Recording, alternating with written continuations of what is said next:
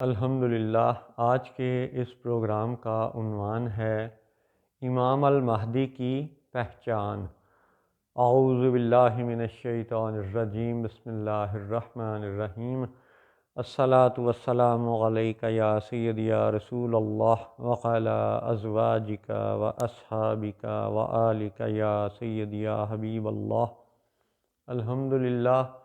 لاہور شہر میں آج بروز ہفتہ 11 نومبر 2023 عیسوی کا موقع ہے۔ آج کے ہمارے جوان اور بچے جو اس موضوع سے دلچسپی رکھتے ہیں وہ یہ سوال پوچھتے ہیں کہ امام المہدی کی پہچان کیا ہوگی۔ اب اگر اس موضوع پر تفصیلی گفتگو کریں تو بات بہت لمبی ہو جائے گی۔ ہم آج کے اس پروگرام میں مختصر طور پر ایک ایسی پہچان اپنے دوستوں اور بچوں کو بتانے کی کوشش کریں گے جو آسان فہم بھی ہو، آسانی سے سمجھ بھی آ جائے اور پہچان بھی ممکن ہو جائے۔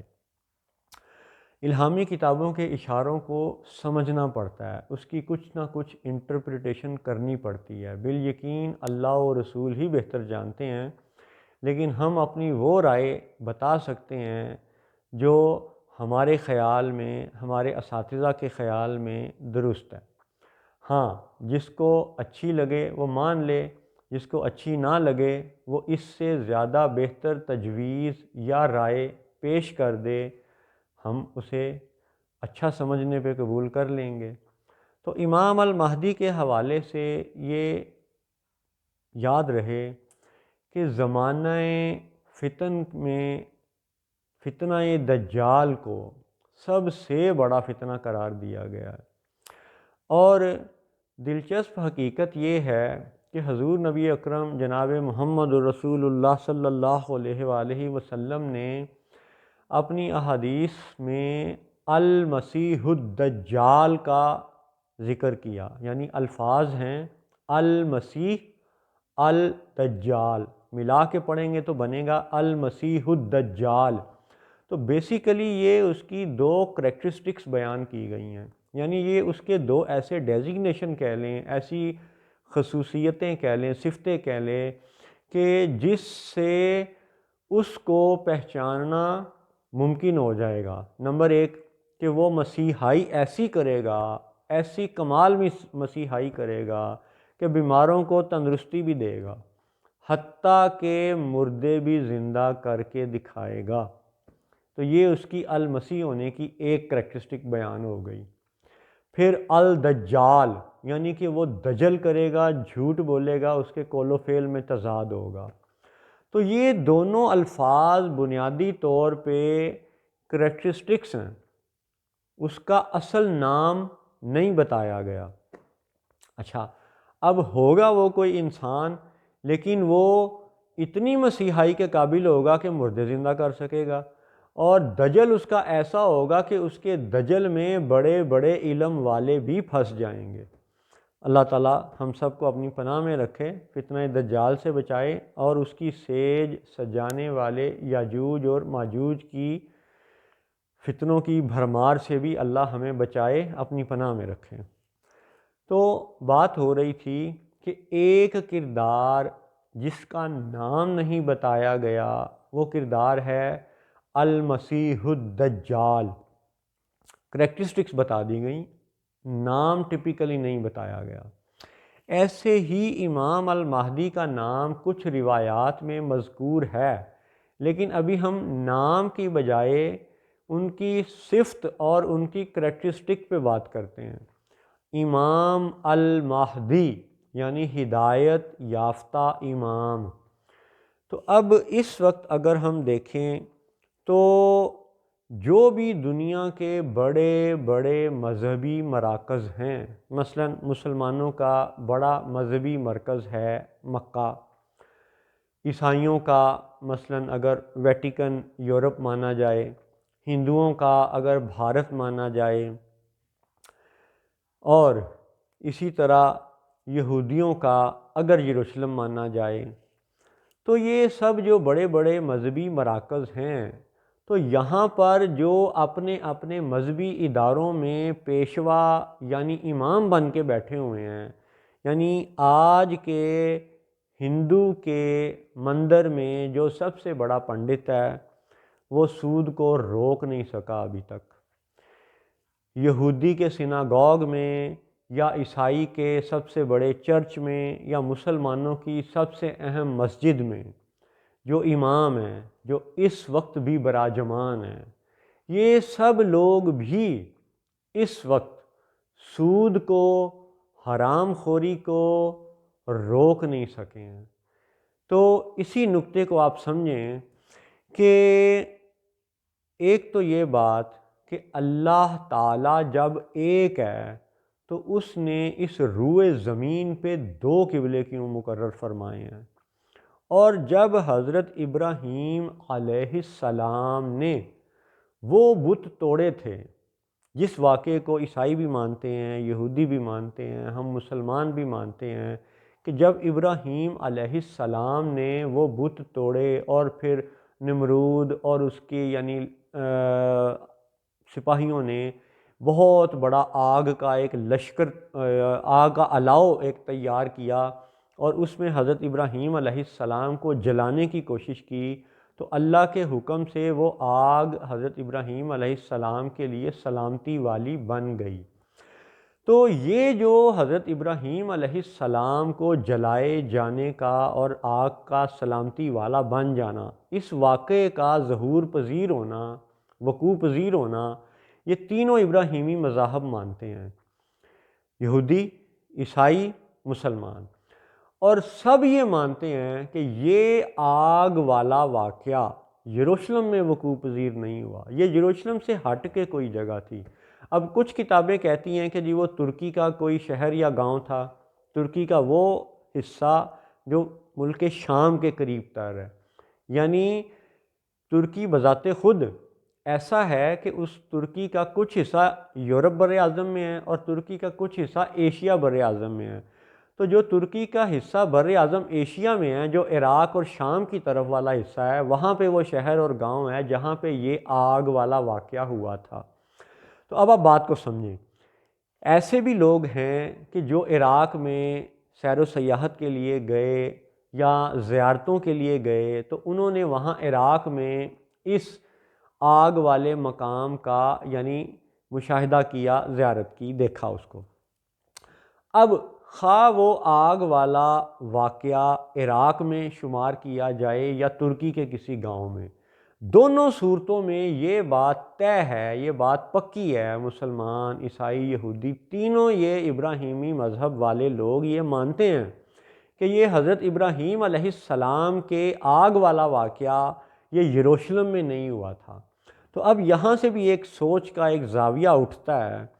کہ جب حضرت ابراہیم علیہ السلام اس شدید ترین آگ سے بچ گئے تھے، اس وقت کی جو تیز ترین آگ تھی، تو اس وقت بہت سے لوگ اس معجزے کو دیکھ کے مسلمان ہو گئے تھے، یعنی انہوں نے حضرت ابراہیم علیہ السلام پہ ایمان لانا قبول کیا، بہت سے لوگ ان کے معتقد ہو گئے۔ تو جب یہ واقعہ یروشلم میں نہیں ہوا اور جب اس جگہ پہ حضرت ابراہیم علیہ السلام نے بتوں کو توڑ دیا تھا، ان کا معجزہ ظاہر ہو گیا تھا اور لوگوں کے دلوں پر ان کی نیک ہونے کی ایک شان یعنی ثبت ہو گئی تھی، تو پھر وہ اپنا اس علاقے کو چھوڑ کر کے یروشلم میں آنا، یہ کیسے جسٹیفائی ہوتا ہے کہ یہاں پہ آگ کا الاؤ جلایا گیا، معجزہ رونما ہوا، حضرت ابراہیم علیہ السلام کی صداقت کا وہ بول بالا ہو گیا، تو پھر حضرت ابراہیم علیہ السلام اس اپنے شہر یا گاؤں کو چھوڑ کر یروشلم میں کیوں گئے؟ ایک بات، اچھا اگر چلے گئے اور انہوں نے وہاں پہ مسجد الاقصی شریف کو دوبارہ آباد کر دیا تو پھر اپنے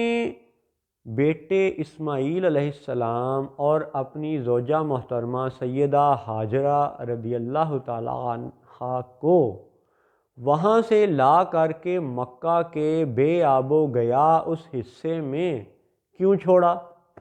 اب یہاں پہ ایک تھوڑا سا یہودیوں اور مسلمانوں کا اختلافی نقطہ یہ آتا ہے کہ یہودی یہ کہتے ہیں کہ جی مکہ کی کوئی حیثیت نہیں ہے، کعبہ کی کوئی حیثیت نہیں ہے، حضرت ابراہیم علیہ السلام کبھی وہاں پہ گئے ہی نہیں۔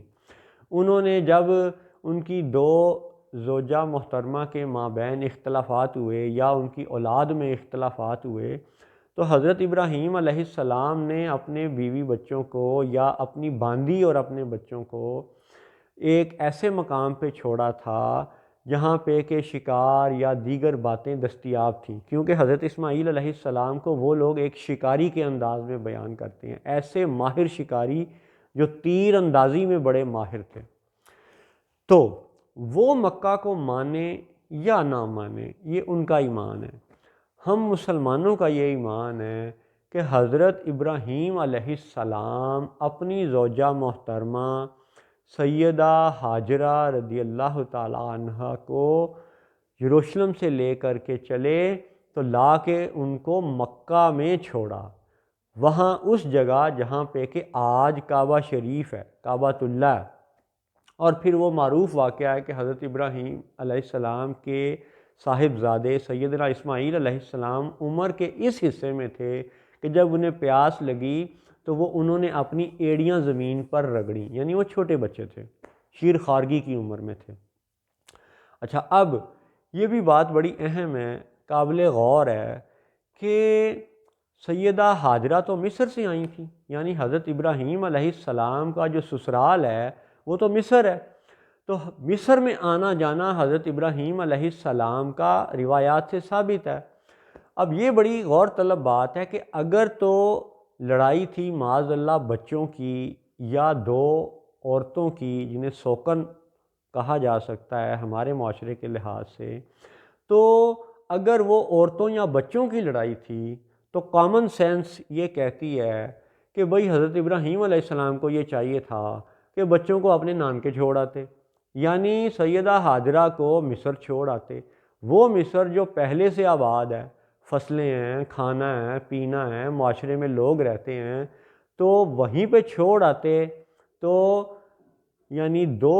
بچوں یا دو بیویوں کا معاملہ اگر علیحدہ کرنا خاندانی لحاظ سے ضروری تھا تو پھر عقل یہ کہتی ہے کہ ہاجرہ رضی اللہ تعالی عنہا کو مصر میں چھوڑا جاتا، لیکن مصر میں نہیں چھوڑا گیا۔ وہ حضرت ابراہیم علیہ السلام جن کی صداقت آگ والے واقعے سے ثابت ہو چکی تھی، وہ اپنا شہر اور گاؤں چھوڑتے ہیں اور یروشلم آتے ہیں، اور پھر یروشلم سے اپنے ایک بیوی بچے کو مکہ چھوڑتے ہیں۔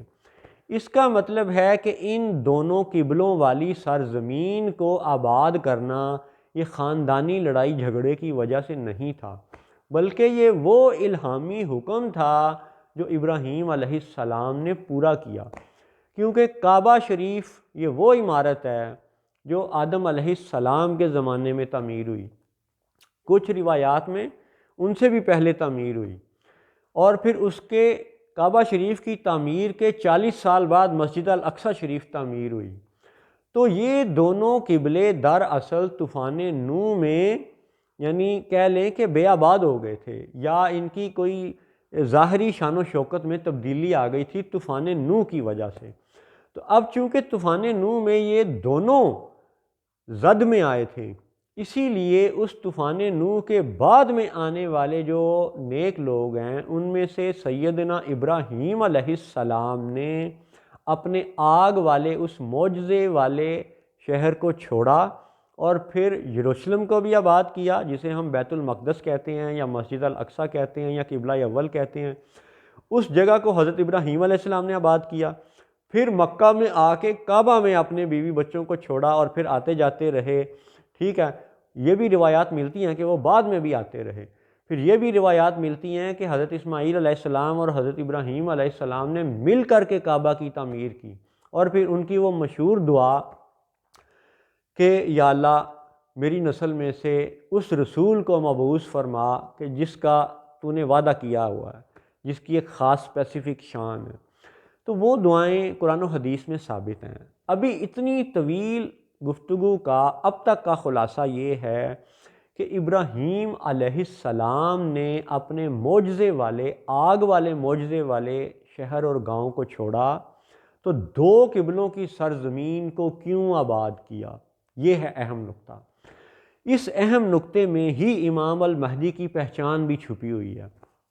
وہ ایسے کہ یروشلم وہ جگہ ہے، یروشلم بیت المقدس یہ وہ جگہ ہے، القدس شریف یہ وہ جگہ ہے جس شہر میں المسیح عیسیٰ بن مریم علیہ السلام پیدا ہوئے ہیں، جن کا کہ نام لے کر کے ذکر کیا گیا ہے۔ جب یہ دوبارہ بھی آئیں گے تو المسیح عیسیٰ بن مریم علیہ السلام کی شان نبوت سے ہی آئیں گے، اور چونکہ یہ نازل ہوں گے پیدا نہیں ہوں گے، اس لیے حضور صلی اللہ علیہ وآلہ وسلم کی ختم نبوت کے عقیدے پر کوئی حرف نہیں آئے گا، کیونکہ حضور صلی اللہ علیہ وآلہ وسلم جناب محمد الرسول اللہ صلی اللہ علیہ وسلم پیدائش کے حوالے سے آخری نبی ہیں، اور عیسیٰ بن مریم علیہ السلام نازل ہوں گے پیدا نہیں ہوں گے۔ دوسری بات کہ یروشلم المسیح عیسیٰ بن مریم علیہ السلام کی پیدائش والا شہر ہے، اور ان کو سورۃ الانبیاء قرآن میں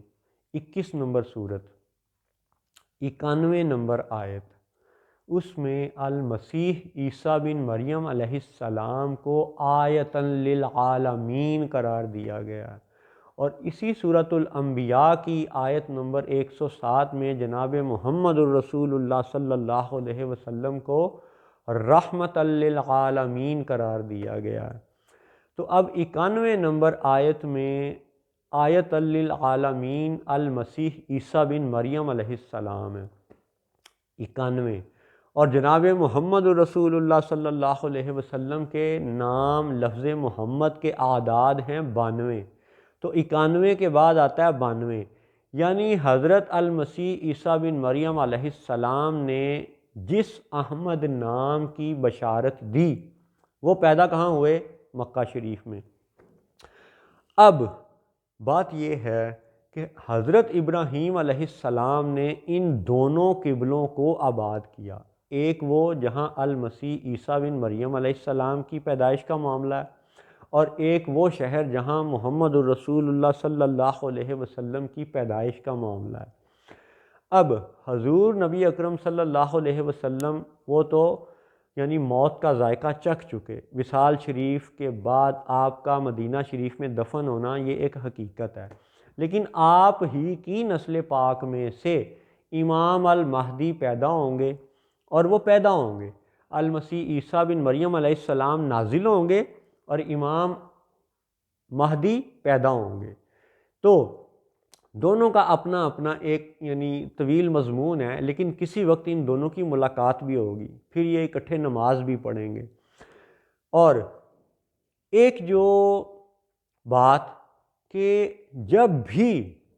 روایات کے مطابق احادیث کے مطابق بالخصوص حجاز میں یعنی آج کے سعودیہ عرب میں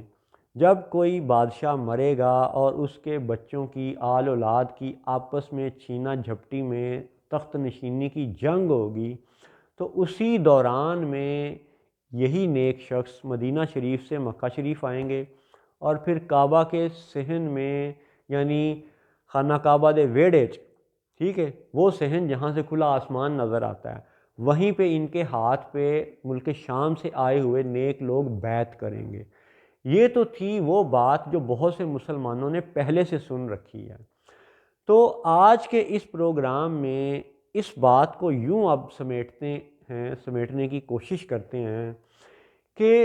یروشلم میں المسیح عیسیٰ بن مریم علیہ السلام کا پیدا ہونا اور مکہ میں امام المہدی کے ہاتھ پہ بیعت ہونا، ان دونوں باتوں کا اب آپ تعلق سمجھے کہ کیا ہے کہ حضرت ابراہیم علیہ السلام نے ان دونوں شہروں کو اپنی اولادوں کے ذریعے آباد کیوں کیا تھا، اس حقیقت کو سمجھنے کی کوشش کریں۔ اللہ اکبر۔ جب المسیح عیسیٰ بن مریم علیہ السلام پیدا ہوئے تھے تو بنی اسرائیل پہلے سے وہاں پہ موجود تھے، مختلف قبیلے، وہ 12 قبیلوں کے لوگ موجود تھے، ٹھیک ہے۔ تو وہ بنی اسرائیل جو انبیاء علیہم السلام کی اولادوں میں سے وہ سلسلے چلتے آ رہے تھے، وہ تو جنت، دوزخ، فرشتے، تقدیر، اللہ، سب باتوں پہ ایمان رکھتے تھے۔ اللہ کو تو وہ پہلے بھی ماننے والے تھے۔ تو پھر المسیح عیسیٰ بن مریم علیہ السلام کی ایسی کون سی بات تھی جس سے وہ لوگ ان کے مخالف ہوئے؟ یعنی کیا حضرت المسیح عیسیٰ بن مریم علیہ السلام نے ان کو صرف توحید کی تبلیغ کی تھی؟ کیا صرف ایک اللہ کا سبق پڑھایا تھا؟ ایک اللہ کا سبق تو بنی اسرائیل کو پہلے سے پتہ تھا۔ تو پھر وہ دشمنی والا معاملہ کہاں سے شروع ہوا تھا؟ یہ ہے وہ نقطہ جو سمجھنا ہے کہ جب وہ لوگ جو یعنی ظالم لوگ تھے، وہ سود خور تھے اور فارکس کی، فارن ایکسچینج کی، حرام کی کمائی میں ملوث تھے۔ یعنی انہوں نے بیت المقدس شریف کو ٹکسال بنا کے تو سکوں کی ایکسچینج یعنی منی ایکسچینج کا بزنس کر رکھا تھا۔ یہ تھا وہ اس زمانے کا سود، جس سود سے روکنے کے لیے المسیح عیسیٰ بن مریم علیہ السلام نے آواز بلند کی۔ اس پہ سود خور یہودی اور یورپی رومنز یہ سب ان کے خلاف ہو گئے، اور پھر سازش کے ذریعے انہیں صلیب دینے کی کوشش کی گئی۔ ہاں، ان کا عقیدہ ہے کہ وہ فوت ہو گئے، ہمارا عقیدہ ہے کہ وہ آسمانوں پہ زندہ اٹھا لیے گئے۔ لیکن